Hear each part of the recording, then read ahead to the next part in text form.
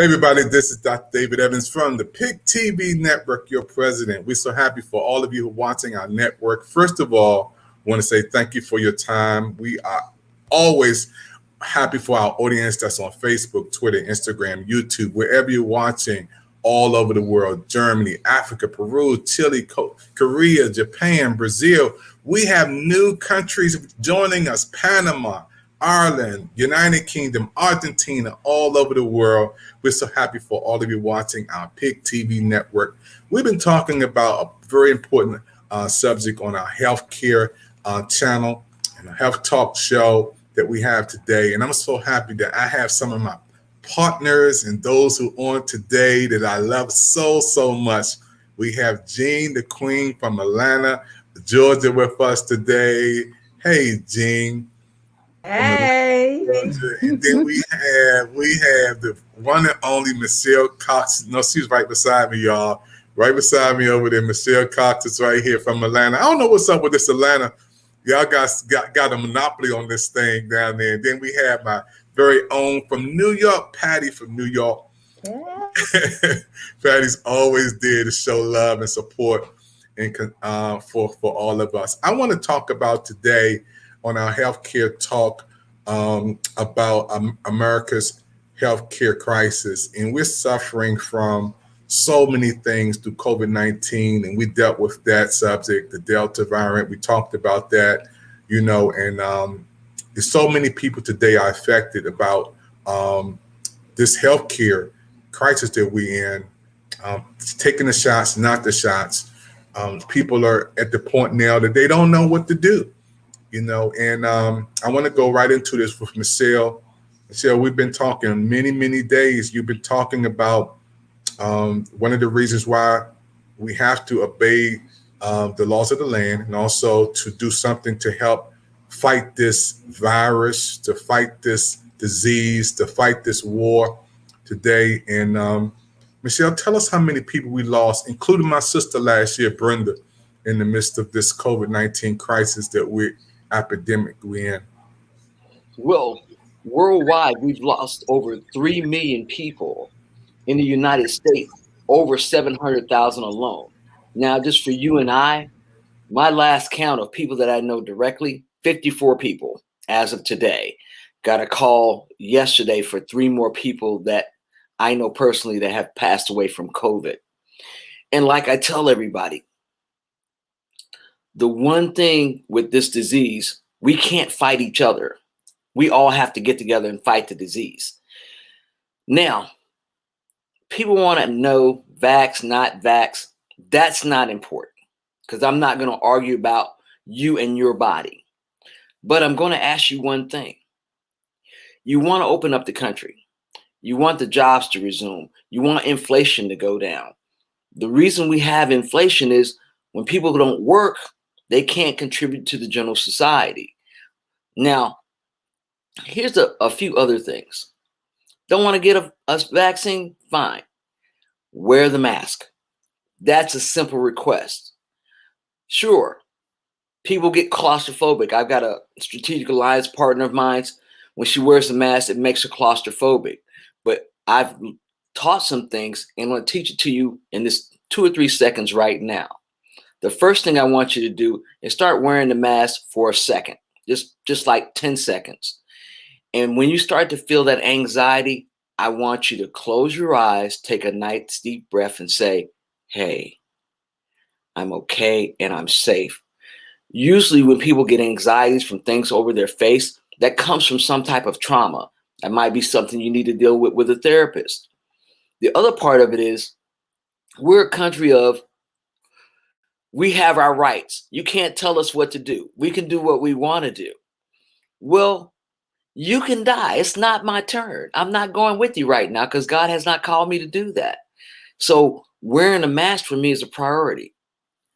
And if you say you care and you say you love God and you say you love others like the golden rule, then a mask is not too much to ask. You scared of the vaccine? I understand. A lot of people are. For me, I had to. This is a personal choice because I've been battling breast cancer. I have sarcoidosis in my lungs. That means my lungs look I have little stones all in my lungs that limit my breathing capacity. The other thing is I had a broken hip. Now, does that mean that I'm going to make you get a vaccine? No one can make you get a vaccine. Did I do my research before I got a vaccine? Absolutely. I knew the vaccines I wasn't going to take. I knew the vaccine that was made better for my body. And I talked with my doctors, not one, but several, because I have several. I had to talk to my orthopedic doctor. I had to talk to my oncologist. I had to talk to my pulmonologist. And so we had to work together to advocate for my health care. And I took the shots. I'm still here. I didn't have any adverse side effects. Some people are. When I went to go take my vaccination, they asked me, was I allergic? They took my temperature. They made sure they cleaned, that they had gloves on. We were sitting far apart from each other. And now you have lots more places to get the vaccine. If you get the vaccine, do your research, make sure it's right for you. All right, Gene, what do you think? Over to you now. I love everything that you said, though, Michelle, for real, for real, for real. And so I have not taken the vaccine yet. I've gone from, oh, heck no, HE double hockey sticks, no, to now I'm thinking about it. And the only reason I started thinking about it was because both my doctors, I am a cancer conqueror as well. My oncologist recently, after my last scans this past July, everything was great, good to go, recommended me to take it, and which one he recommended. My cardiologist, because the chemo put me into congestive heart failure and cardiac arrest, he recommended which one, and they both recommended the same one. Now, with that said, a lot of people, including myself, let me speak for me, hesitant because I was on no medications, nothing, no health issues until 2018. And then what that medicine did to my heart and my body is like, I'm thinking, why would I want to put something in it that we don't have all information on? And we won't, because it's going to take at least, we don't even have a year of data yet. It's got to be at least a year. You're going to get some data on it.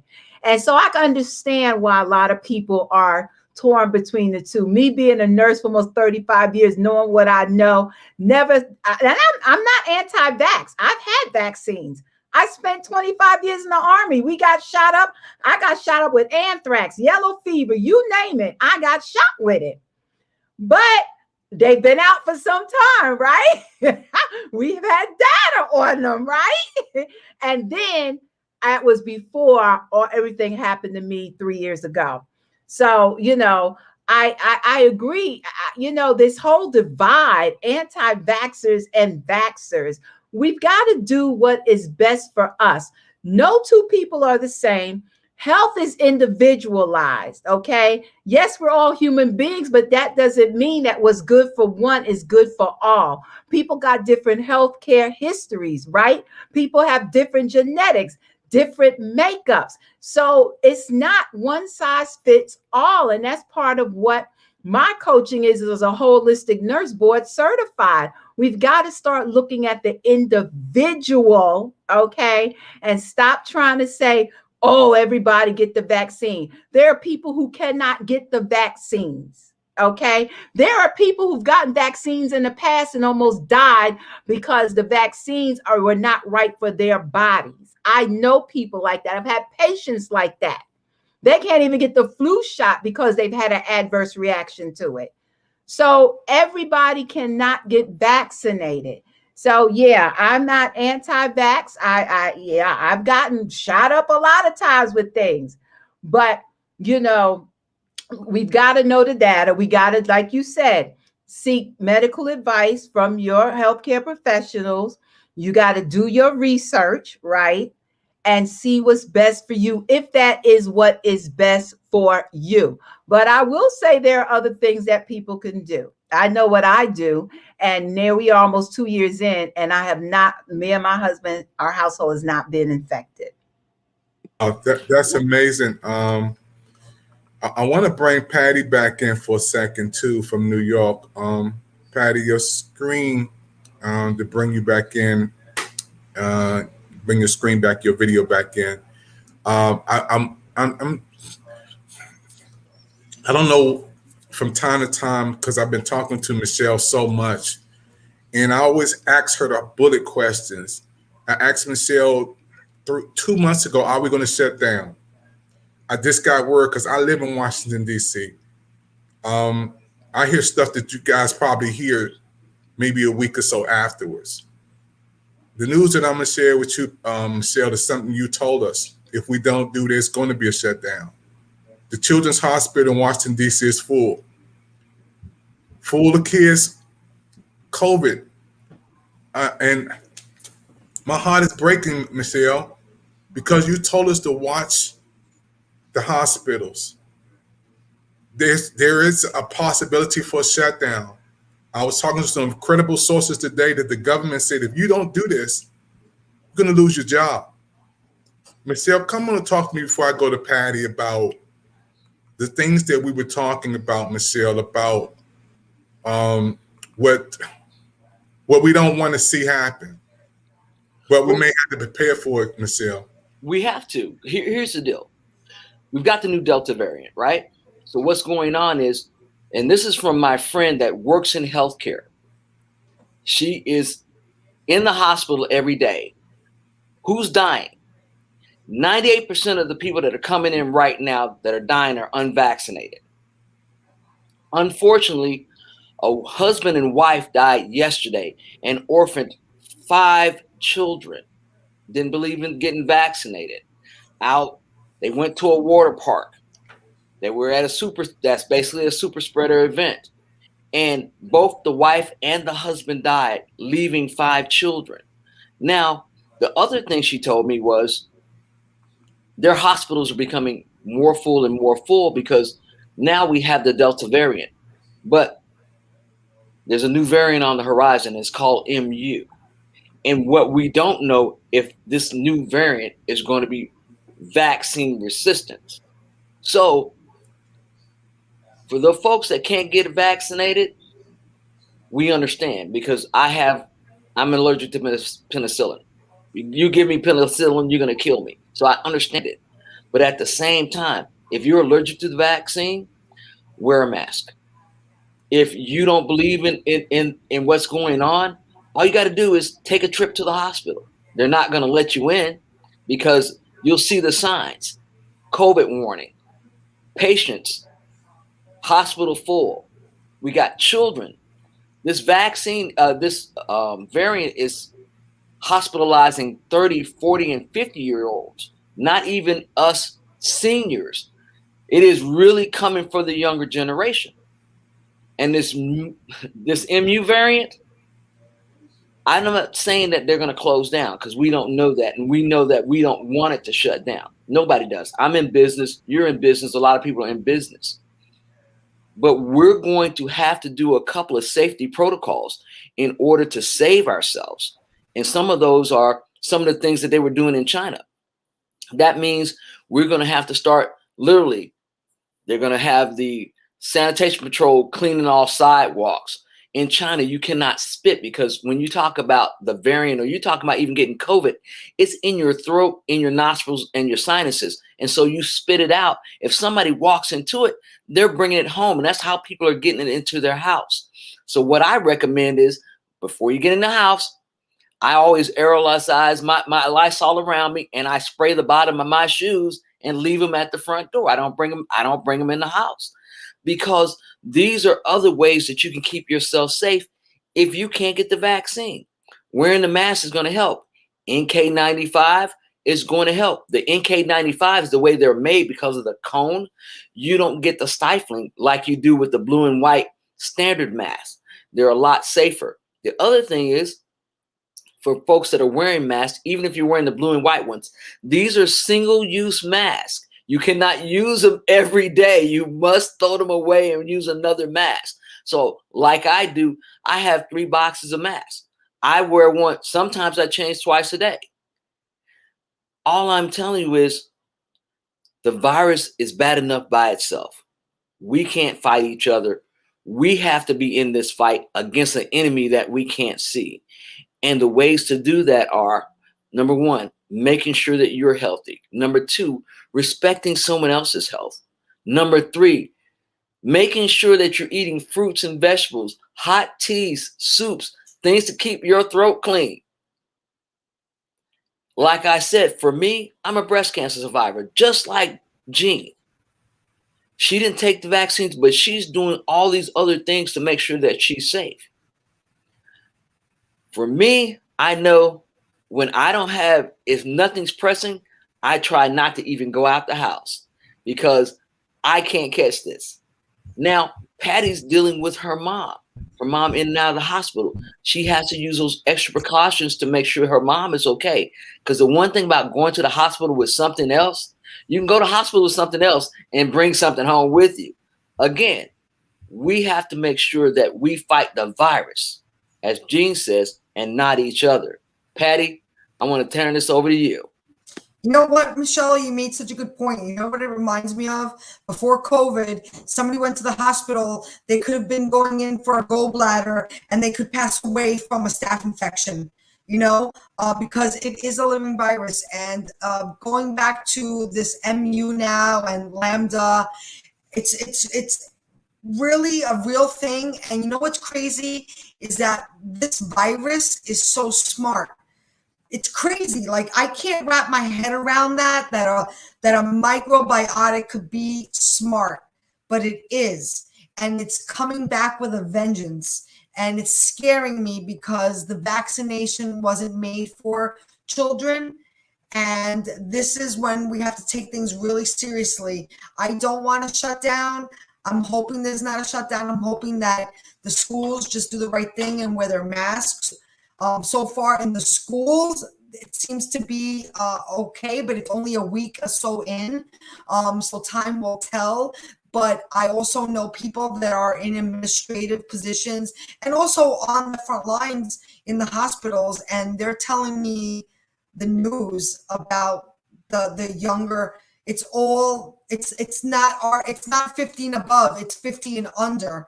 And it's non-vaxxers and they're not surviving. And it's, for some reason, people are like putting it under a rug. But it's happening. I don't want to be the Debbie Downer, but it's happening. And this is the time where we have to really be smarter than the freaking virus. Sorry if I'm not allowed to say that word, but it's just like we have to be the smarter ones. We have to be the smarter ones. And yeah. Patty, you're absolutely right. You are absolutely right. We have to be the ones that are the smart ones, and we have to be the ones that make sure that we take care of each other. Jean, what do you think? Come on up. No, I concur. We have to be smarter. But I always want to say, yes, there's the vaccine. And there's also hand washing. Hand washing is the single most effective way to help prevent the spread of disease. Okay. And wear your mask. I double mask because I know that when I have to go out, I'm going to run into somebody that does not have a mask on. So I double mask. I'm like you, Michelle. I don't come in the house, but even before COVID, we didn't wear shoes in the house anyway. They stay out in the garage. And these masks, unless you have an N95 mask, those other blue medical masks, you got to change them out. If you wearing cloth masks, you need to wash them out every night. I know people that they take the mask off, they put it back on and wear it for weeks. You got to wash that thing out every night when you come in the house. They're not meant to. Cloth masks are not meant to. There are particles in that cloth.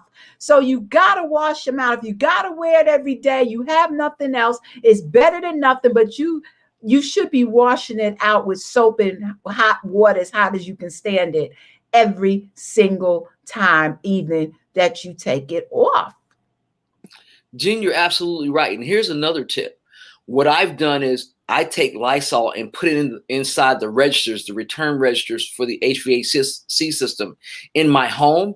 And over here at the school that I teach at, because that is one of the best ways, because once that aerosolize gets in the air, and when we teach, we literally spray that classroom every hour, go through and we're spraying, because we know that Lysol kills 99.9% of germs. Well, I 99.9% don't want to get the vaccine. I don't want to get COVID.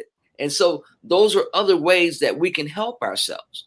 Making sure, as Jean says, the hand washing protocols is 20 seconds. So it's either you're going to sing Old MacDonald, Happy Birthday, whatever you got to sing to get through that 20 seconds of hand washing.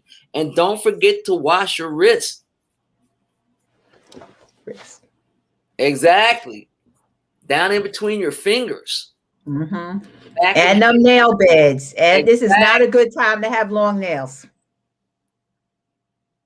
So I understand. My mother was a nurse, and so she was really stringent. And we do a lot of cleaning with a solution of bleach. We make sure that we're cleaning. Now, we know that this is an arduous task, because really, I have a few friends that they love to clean. That's their thing. They love to clean. I'm not going to sit here and tell you that I like to clean. I like to live, though, so I'm going to keep cleaning because I'm going to keep living. Patty, back to you. Yes, antibacterial, I think, has become our middle names, right? I think they're in our pocketbooks, they're in our cars, they're next to every station you could think of.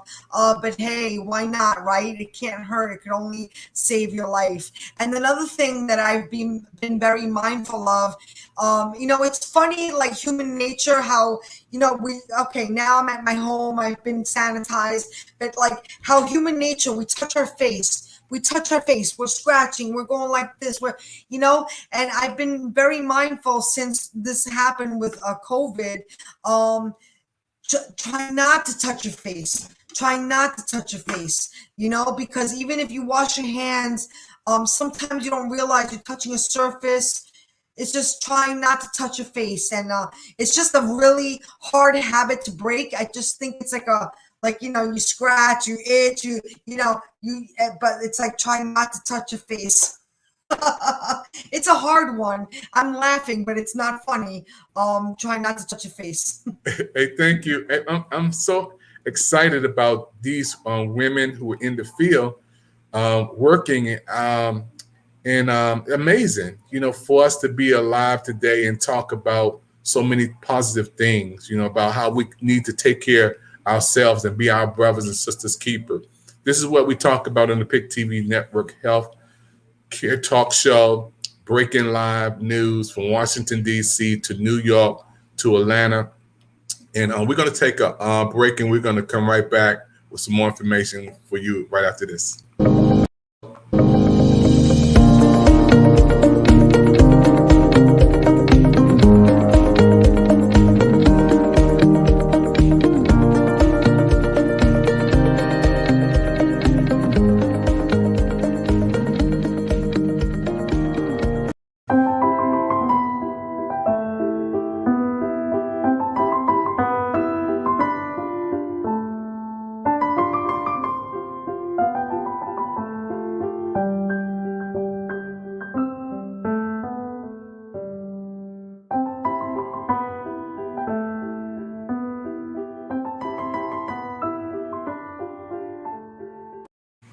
Everybody, this is David Evans from the PIC TV network. I'm coming to my house and I see this box here. The box is on my porch. Let me check it out and see what's going on. So I got this box. So let's see. It's to me, which is good. That's one thing.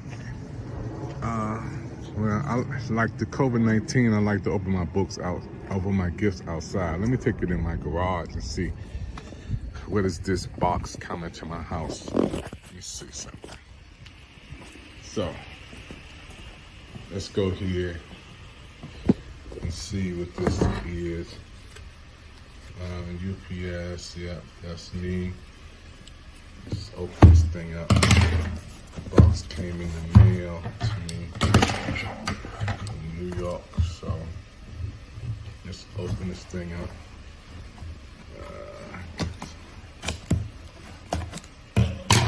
See what's here. Box in the mail. Yes. What's here? Open this up. Wow, look like a picture of my mom. Wow. Let's see. I know this is from New York. Pat. Wow.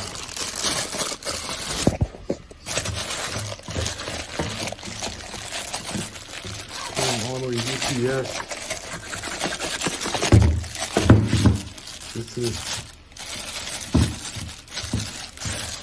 beautiful mug.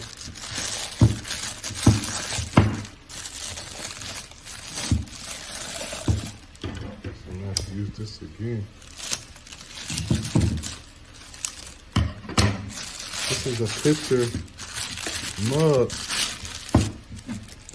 and that picture is my mom. It's my mom, who I love so much, who passed away 1997. Thank you, Pat. Wow. Everyone wants to be remembered. Wow, this is beautiful. This is beautiful. I'm so happy. My mom's mug. Wow, this is beautiful. You know, I can look up there and know my mom is smiling. You know, I want to thank you, Pat. Thank you, Pat, for shipping this to my home. Picture my mom on this mug, Mother Evans. She's the greatest woman on earth to me. When she passed away in 1997, I had the honor of speaking at her funeral, preaching her funeral, giving the final solution message. You know, my brother Kenny, Junior, Darlene, Esther, Edie, Elaine, all proud of this beautiful, beautiful, beautiful mom. I know those who are watching right now, this is beautiful. I want to thank Pat for shipping this to my home. Thank you, Pat, for shipping this from New York to my home. And I'm just so happy.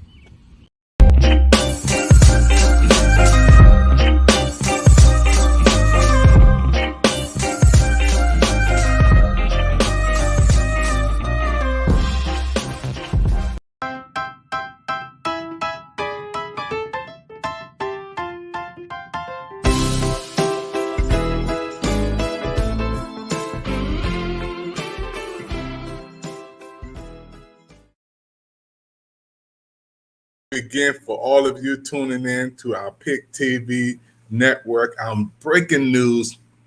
We're so happy for the presentation today. Time just flies every time we get on and we talk about a specific subject. We know our 30-minute segment goes away, and then we get ready for the next one. And we're going to have Jonathan. He's going to be joining us. He's one of my new friends and brothers from Clubhouse. He'll be joining us on our next segment. So happy for all of him coming in. Again, Patty from New York, thank you for your comments today. Thank you, Coach Jean from Atlanta, Georgia. Thank you, Michelle, always putting it down and giving up that information. Now, for those who are watching right now, before we close this broadcast, this is a serious time we're living in. I live in Washington, D.C. I'm right down the street from the Capitol, the White House, where everything pops off and goes around the world. We really have to understand that something is happening that the government is trying to control for the betterment of our people everywhere. They never seen nothing like this before. We never seen nothing like this before. And I really thank God that we're alive. if you take away everything that's taking place, and a lot of these things, and I'm going to talk to just 30 seconds. I'm gonna go a little over time before we go into our next segment. I'm gonna take 2 minutes to go over time with Michelle for a second, and I know we're over time. But Michelle, a lot of the things that are taking place, and I want to talk to you for just about 3 minutes, are taking place because of our president and former president who was in office. We know that. So a lot of these things are inherited. That's going on right now, Michelle. And before we close off this broadcast, I don't want to shut down, but it may be one. We have to prepare for the worst, pray for the best, prepare for the worst. My wife told me some things today, and she works in a high position in the government, that it's going to be mandatory for you to take this shot or you may lose your job. I mean, is that fair, Michelle? Well, this is my thoughts. Should the shot be mandatory? No. That's just me personally. But should we as people think on a higher level and make sure that, number one, we take care of ourselves first, but we also make sure that we love each other. As God stated, love thy neighbor as you would love yourself. So I love myself enough to make sure that I am using care so that I'm not infecting my neighbors. I'm not infecting my brothers and sisters. I'm not infecting my kids or my grandkids. Should it be mandatory? No. Do I understand why they want to make it mandatory? Absolutely. Because what they're trying to do is abate some of this. Because as long as we have, number one, a population that's unvaccinated, what happens is it allows for mutation. It allows for this virus to kind of go around what the vaccines that we've created. The other thing is, because they won't, for the people that will not vaccinate and will not mask, the masking part and the sanitation part are two big things. If we had been masking all along, we could have mitigated this early. Now, we know the ball was dropped in the last administration because, like he said, he thought, oh, it'll go away. It's just a hoax, but it wasn't. Those are the times when if we take early warnings, we can mitigate things. Think about it. We had President Obama during Ebola. Ebola did not outbreak in the United States. Notice the difference. It was an outbreak in other countries. It didn't come here. And then he left a pandemic playbook for the next president who did not use it. We're not going to discuss the whys, but he did not.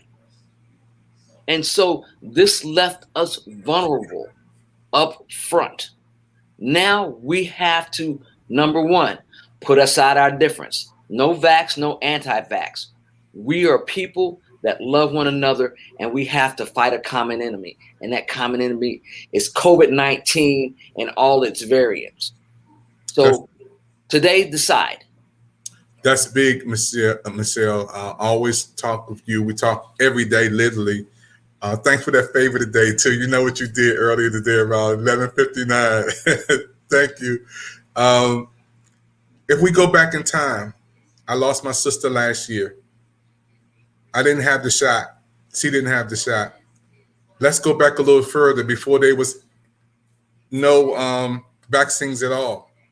If we go back to that time, Michelle, we have lost more people if we had nothing out there at all. Oh, most definitely. What you would have seen is we got 700,000. You got to remember, COVID, SARS-2, the jump rate or the contagion rate was one person could infect two people. So it would have tripled itself. We would have had triple the deaths. Now, think about this. All right. Now we have the variant. We're talking about Delta. We're not even talking about Lambda and Mu. The Delta variant, it is 6 times more contagious. So along with those 3 times the death, times 6 more.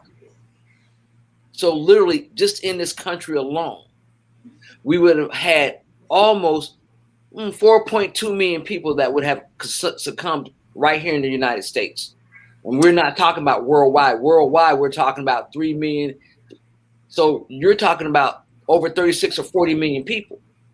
Just so you know, the Spanish flu in 1919 killed 50 million people and 3 million right here in the United States. We've seen these kinds of tragic events before. Like President Obama said, it's not if, it's when. We need to be ready. And we were ready. Somebody dropped the ball. Dr. Evans, back to you. We're going to close this segment out. I'm going to bring back Patty in the next segment, and Jonathan going to come on from New York, and hopefully Gene can stick around from Atlanta. This is very, very important for us to understand that we are in this together. It's not a one-man fight. We all fighting this war together. We have kids. We have grandkids. We have elderly that we're fighting for our people to stay alive. You know, my sister Brenda is gone. My sister's gone. So many of my friends are gone. And I'm glad that there is something out there to try to help us to stay alive, Michelle, as you stated. We're going to close this broadcast, and we're going to come back in the next segment so you guys can send your comments in. I know it's been wonderful. We try to keep it in 30-minute segments so you can look at it, and then you can come back to the next one. So we're going to say shalom again. Thank you again, Patty from New York. Wave to everybody. Thank you, Jean the Queen, Atlanta, Georgia. I know. Thank you for dropping with us. And Jonathan, thank you for coming in with us today. We're going to come back on the next segment after this. And Michelle Cox, thank you. They're always having fun on the show, y'all. You know they love having fun on our breaking news. Hey, we see you on the next segment in about another 10 or 15 seconds. Thank you.